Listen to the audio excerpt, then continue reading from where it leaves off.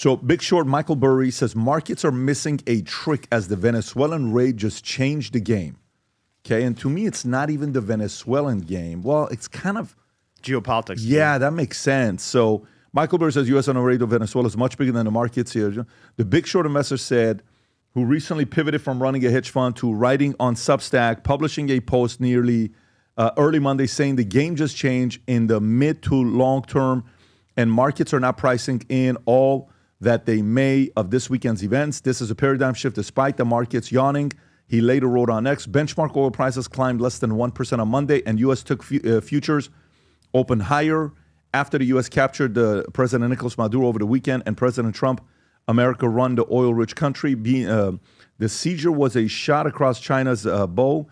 Burry wrote, pointing to billions of dollars in loans that China has made to Venezuela under its belt, and wrote initiative which were collateralized using future oil output that is now in the U.S. hands. The investor who shot the fame after the president bet in 2000 housing bubble was featured in a book, The Big Short, wrote that China may now have a blueprint for how to take control of Taiwan, but must be in awe of Trumpian America's infuriating gall and decisive power. Burry said that China's stock strike him as somewhat riskier now in terms of running afoul of sanctions.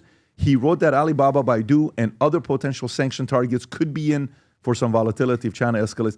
Yeah, I think something's going to happen. I think one of these big things could potentially happen because you are literally suffocating these people right now. Yeah. Go ahead, Brandon. Yeah, I mean, when it comes to what's more strategically important between Venezuela for us or Taiwan for China, I mean, it's probably Taiwan that's more strategically important. Like, it'd be a bigger blow to the U.S. if China successfully took Taiwan than the fact that we took Venezuela, right? Was it 75% of our semiconductors come from there? Oh, yeah. Yeah, so I think that's a bigger asset if they were able to take it. I don't think they would be able to take it even if they used the full force of their military. Like, they're not capable of doing what we did just because of the way that Taiwan is set up. You know, we've done videos before in the past of like how harsh the conditions actually are for the Navy to go across and take it over. It's like a mountain in the middle of the ocean. So I don't think they'd be capable of that. And if they did try to do it, I think we would try to get close with Russia really quick and stop selling China oil. Like, China's extremely dependent on oil from other countries. So for that reason, I don't think I think they want to. I don't think they're capable of doing it, though. I think, you know, what Burry said, it's not about oil here, at least in this one respect.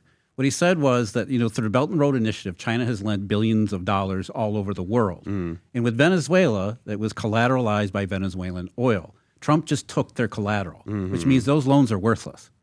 Because let's face it, Venezuela's not going to pay them back. And China knew that when they extended the loans. That's what China does. It extends loans to these countries that they know that they can't pay back, intending to either take the oil as the collateral or some other form of collateral. Usually it's facilities like, you know, a railroad or a dam or some kind of mine.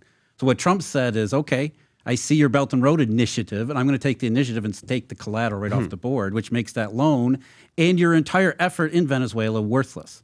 Again, it's a piece on the chessboard that it's a pretty damn big one. Yeah. Yeah, the economic hitman principle, they took that away from, like, they took away the resource What they does actually he care want, about. though? He has to want something. Trump or Xi? Trump. What does Trump want?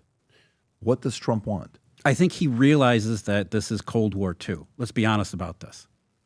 China is not a, what is it called, strategic rival or whatever they call it. No, this is Cold War II, and it has been. You know, why did they leak that story from, what was it, New York a couple of months back, where they had all of those SIM cards in a room that could just basically fry the communication grid in New York? Right. Why did they leak that? To say that, look, we are kind of at war. Why have the Chinese been buying farmland next to air bases? Yeah. To do what the Ukrainians did in a first strike, to launch a drone attack to take out the U.S. Air power. Is this one you're talking about? So what I'm saying is that the Trump administration at least realizes, even though they don't want to say it explicitly, this is Cold War II. And so we need to think Cold War II. Where's the done rogue doctrine is coming from? It's the execution of that strategic realization. We are in a Cold War with the Chinese. And the worse it gets for the Chinese system, the more likely it turns into something that gets really bad. Yeah. What I think what people need to look at is what you're talking about. This is really 3D chess. Venezuela is not about Venezuela. Right. It's not about Marxism in the Western Hemisphere, although they want That's sort of like a benefit, right? Right. You know? They love, you know, I think that there's a part of Marco Rubio And Marco Rubio is the guy whose desk this whole thing really sits on. This isn't the Department of Energy. This is sitting on Marco Rubio's desk on 3D chess, because it is the blow against Russia. It is the blow against China and their collateral. It is taking back the hemisphere. It is a blow against Marxism.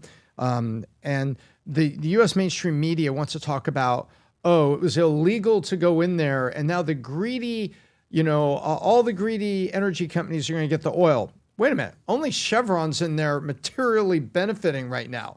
And Trump's inviting everybody else. Would you like to invest in Venezuela? Would you like to? Yeah. Would you like to spend billions of dollars with first your before, money, not right. my money, with Right. your money, and then pull the oil out and then pay the Venezuelans for the oil out of their country?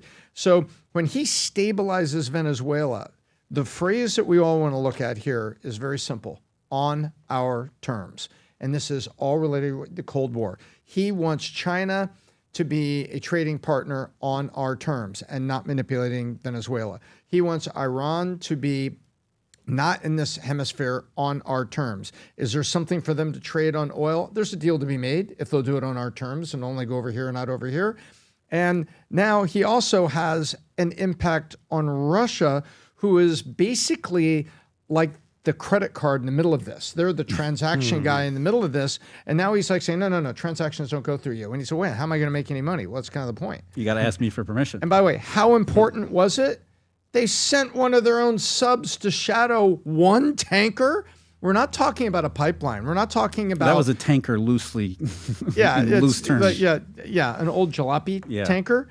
So this is all about the 3D chess game on our terms. And I think history is going to look back on this and see just how big of a deal it was. And I'm out and saying that this is Trump and Rubio, and we're going to look back on this on one of the most amazing times, not just getting Maduro, but all the 6 months that are going to go around this, that it is going to be tremendous.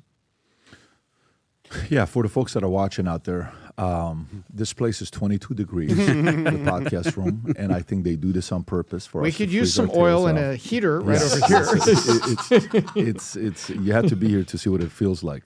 But it's.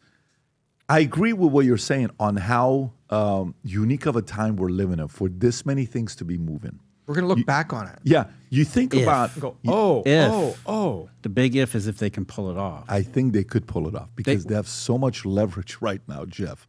The amount of But we have not yet seen the Chinese and Russians retaliation. Not retaliation, but them realizing it's sort of like, do they know what Trump knows that they know that Trump knows? Do you think they're not paranoid?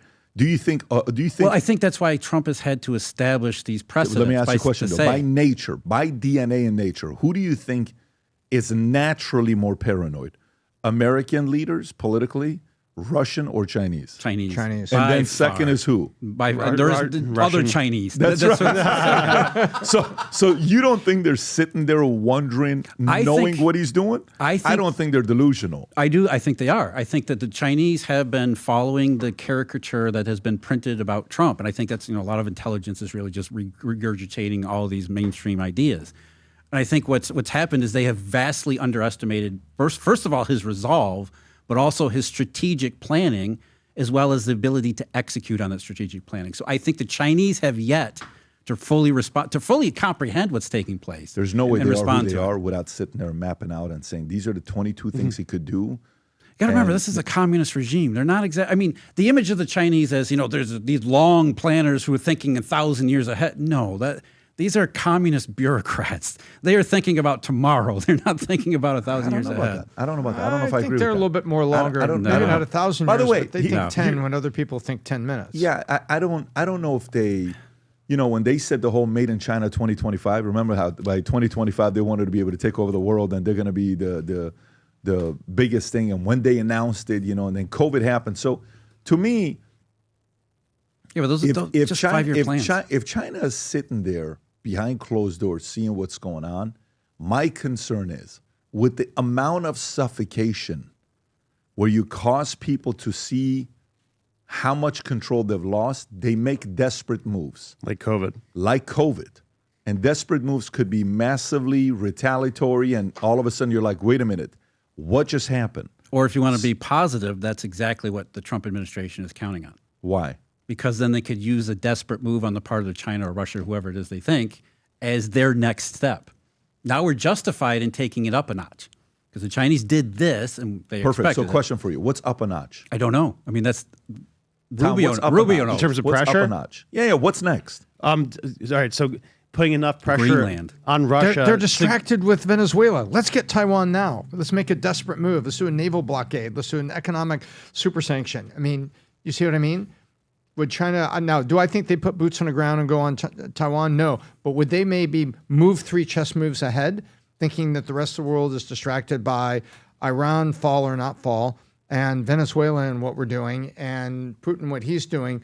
Would China take advantage of that and make like 3 big chess moves on Taiwan? I think so. Well, what is it the leverage the Chinese have? What is it they have that they could use as leverage? There's really, I mean, manpower. but I think, more of an economic thing, like Manufacturing. rare earth. Yeah, rare. So, okay, rare you need rare manufacturing. earths for basically anything that has to do with modern electronics. So maybe they start restricting rare earths. Well, it's just the refinements of rare earths. So, like, we just don't have the refining capacity. We have rare earths, just not refinements. It's not easy to get right. So, I Yeah. mean, so Trump is already sort of like ahead on that part, saying, okay, we're going to start building our capacity, so we're going to take away the Chinese leverage before they Right. can even use it. And their biggest asset is getting the discounted oil from Russia and Iran. So, if Iran suddenly falls and Russia has enough pressure on them to stop being so friendly with the oil they give to China, then China's really in a stranglehold where they stop getting the cheap Russian and Iranian oil.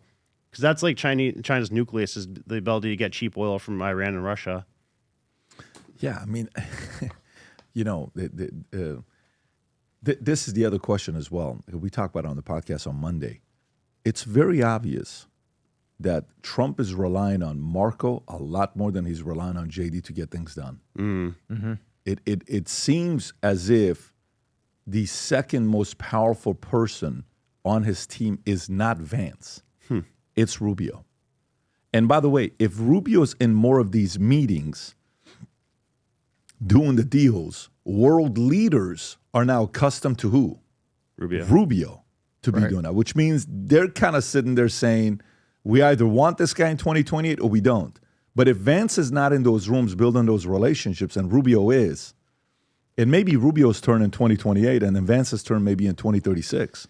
You bring something interesting up. I was watching the weekend news shows, and Rubio wasn't out there like a proxy just giving the administration's talking point. He was processing points and responding to reports. You know what I mean? Yeah, for it's sure. Very different from the senator from Michigan. I support what the administration has said about this, and this, and I think he's doing a fine job, and I think you're full of crap. That's a proxy out doing the talking point. Rubio was going, no, you don't understand. A, B, C, this is how we're going to be. And he was really there putting the processing down that impressed me. Having said that, folks, since September 9th or 10th, even when we went to Aspen, I keep telling you this, I have been wearing the same exact shoes. I'm not kidding with you. This sounds crazy, doesn't it? It has to be. It's the only thing that I wear every single day, and I show you every single time. This is on, right? Future Looks Bright shoes. We are now seeing this in 20, I think we just hit 25 or 26 countries that it's been ordered in. If you're somewhere in the world watching this, you haven't placed an order yet, go ahead. But here's a Future Looks Bright shoes. Rob, go ahead and play the clip. When we set out to create a shoe that blends comfort, function, and luxury, we had the choice to make it fast. We had the choice to make it cheap. We chose neither. Instead, we chose Tuscany, Italy. We chose true Italian craftsmanship, each pair touched by 50 skilled hands. We chose patience, spending 2 years perfecting every detail, and we chose the finest quality at every step. Introducing the Future Looks Bright collection. Not rushed, not disposable, not ordinary. Rather, intentional, luxurious, timeless. All right, so guys, it's officially on the 4th order. This is how quickly this thing's going right now. We were not expecting for a shoe, but it has become such a big hit. And the biggest thing is people come to this page and they compare it to the Berluti, the Ferragamo, the Zegna, the Gucci, and you look at the FLB and what it offers with the super foam technology at the bottom of it and the craftsmanship, made in Tuscany, Italy, at 5 factories. If you haven't placed an order for yourself or your husband or your son or somebody, go place an order. They will fall in love with the shoes. Go read the reviews on the website for yourself, only from people who purchase the shoes, and enjoy it. They'll come back to you saying, this is the most comfortable thing I've ever worn. Go to vtmerch.com, place your order. And having said that, let's get right into it. If you enjoyed this video, you want to watch more videos like this, click here. And if you want to watch the entire podcast, click here.